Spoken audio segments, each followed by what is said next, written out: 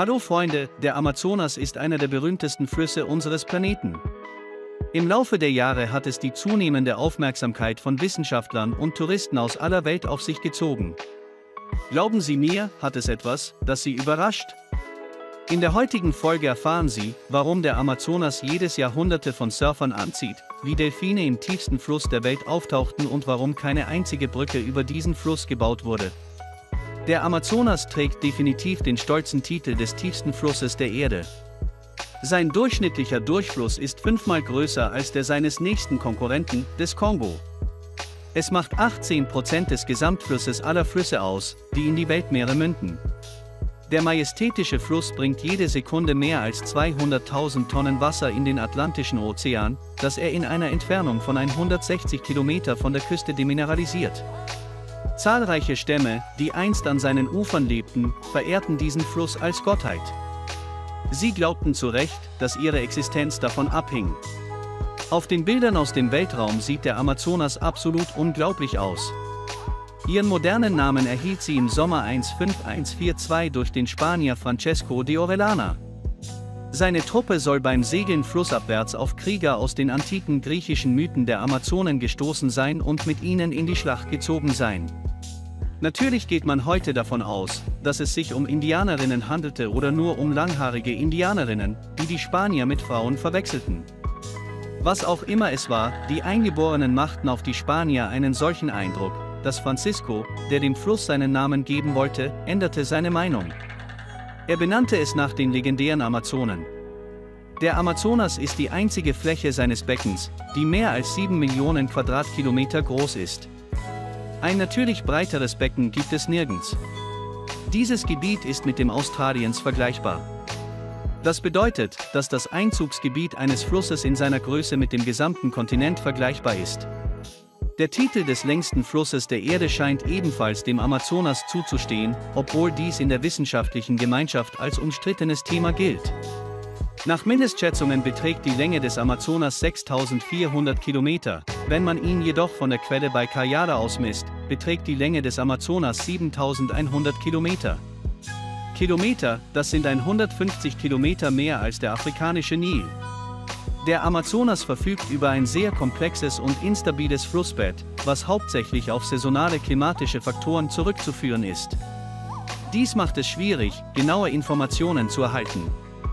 Daher bleibt die endgültige Länge des Flusses weiterhin umstritten. Kommen wir nun zu den weniger bekannten, aber nicht weniger erstaunlichen Fakten rund um den größten Fluss der Welt. Im Jahr 2011 teilten Geophysiker des brasilianischen Nationalobservatoriums der Welt eine äußerst interessante Entdeckung mit, indem sie die Wassertemperaturen von Brunnen in verschiedenen Teilen des Amazonasbeckens verglichen und auf die Idee kamen, dass es unter dem Flussbett eine unterirdische Strömung gibt. Das Wasser darin fließt von West nach Ost, was der Strömung des Amazonasflusses Kamsa entspricht. Dieser inoffizielle Name, der dem unterirdischen Strom gegeben wurde, fließt durch poröse Böden in einer Tiefe von etwa 4 Kilometer. Der Fall kann nur mit einem hohen Maß an Konditionalität als Fluss bezeichnet werden. Tatsache ist, dass die Strömung zu gering ist und die Geschwindigkeit der Wasserbewegung nur wenige cm pro Jahr beträgt. Dies ist langsamer als die Bewegung der Gletscher. Dennoch beträgt die geschätzte Länge des unterirdischen Baches 6.000 Kilometer mit einem durchschnittlichen Durchfluss von 3.900 Kubikmetern pro Sekunde. Laut diesem Indikator hinkt der Herbst hinterher.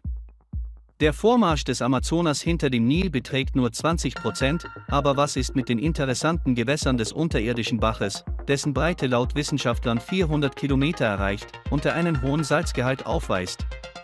Wenn solche ungewöhnlichen Phänomene auftreten, können wir mit Sicherheit sagen, dass der Mensch noch sehr weit davon entfernt ist, die Prozesse im Untergrund zu verstehen.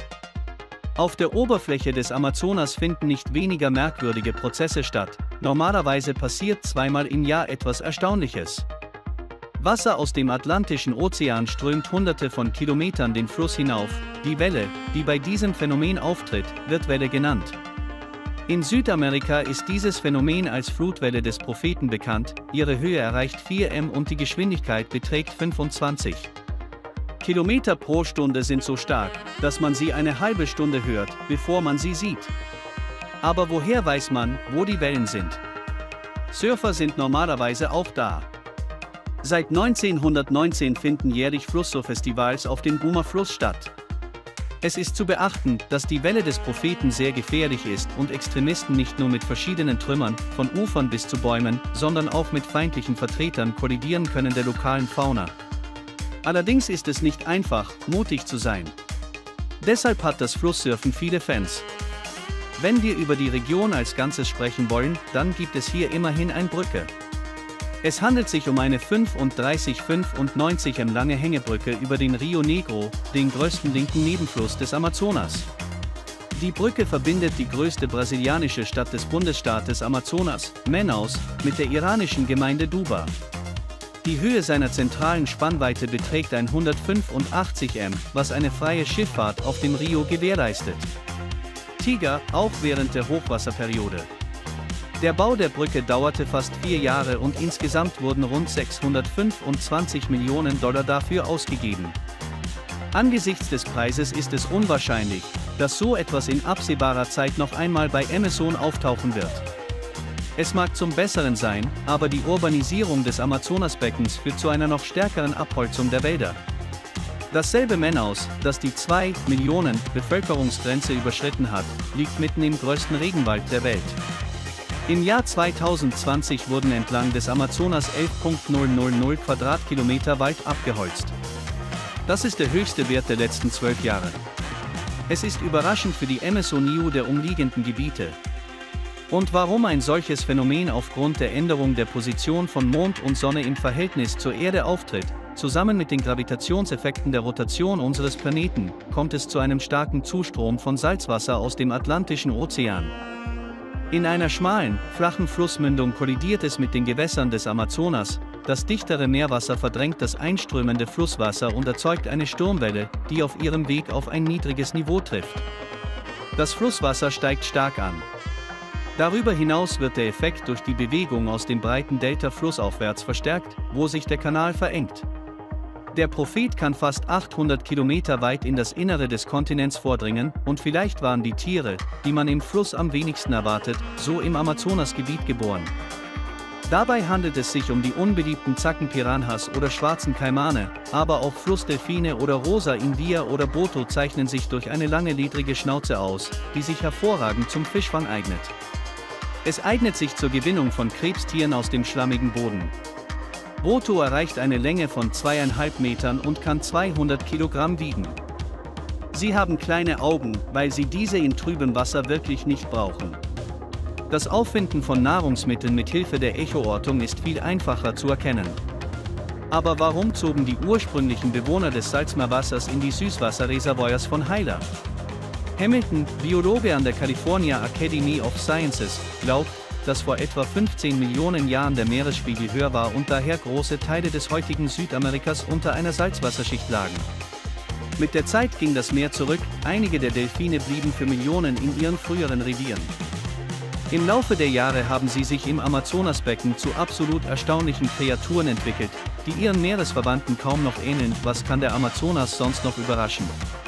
Es ist wahr, dass trotz der erstaunlichen Entwicklung der modernen Wissenschaft bis heute keine einzige Brücke über den Hauptkanal dieses majestätischen Flusses gebaut wurde, der Südamerika tatsächlich in 2 Teile teilt. Einige seiner Quellen liegen nur 200 Kilometer vom Pazifischen Ozean entfernt, während der Amazonas in den Atlantik mündet. Brücken fehlen aus vielen Gründen, eines der Probleme ist die Einzigartigkeit des Flusses. Der Wasserstand darin ist nicht konstant, die Breite des Flusses variiert an der Basis zwischen 4 und 5 Kilometer. An seiner engsten Stelle ist er nur 1 Kilometer lang und 800 m breit, doch im Januar, wenn die Regenzeit beginnt, weitet sich der Amazonas für mehrere Wochen auf 10 bis 20 Kilometer aus. Zum Vergleich, der Bodensee, einer der größten in Europa, ist an seiner breitesten Stelle 14 Kilometer breit, aber es gibt noch andere Dinge, die den Bau von Brücken verhindern.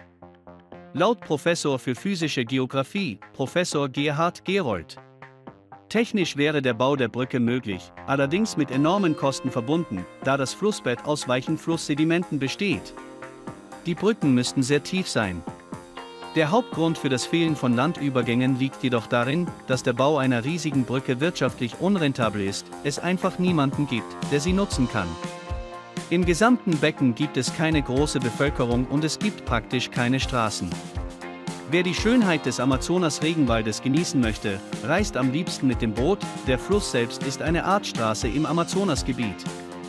Dieses Transportmittel ist auch bei den Einheimischen beliebt. Selbst eine Stadt wie die Karte mit einer halben Million Einwohnern ist nur durch den Amazonas mit dem Rest Brasiliens verbunden. Bis heute werden im Amazonas-Dschungel regelmäßig neue Fisch-, Reptilien-, Pflanzen- und Insektenarten entdeckt. In den letzten 17 Jahren wurden in der Gegend insgesamt 17 Entdeckungen gemacht. Im riesigen Amazonasgebiet leben etwa 2.000 neue Arten, insgesamt über 1 Million verschiedene Pflanzen- und Tierarten. Ohne Übertreibung kann man ihn als den genetischen Pool der Welt bezeichnen, egal wie sehr behauptet wird, der Tropenwald sei die Lunge des Planeten, das Ausmaß seiner Abholzung hört nicht auf.